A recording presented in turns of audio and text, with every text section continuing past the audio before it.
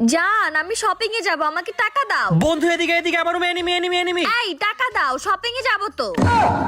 যাও তো, কি শুরু করা? 2 দিন পর পর শপিং? আমার কাছে কোনো টাকা নাই। কি?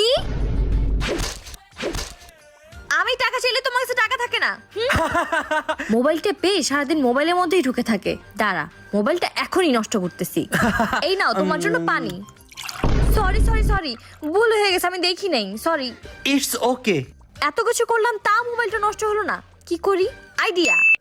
এই শুনো, তোমাকে আমি একটা চ্যালেঞ্জ দিতে চাই। কি চ্যালেঞ্জ? পারলে তুমি তোমার মোবাইল দিয়ে এই ব্যাংকটা ভেঙে দেখাও।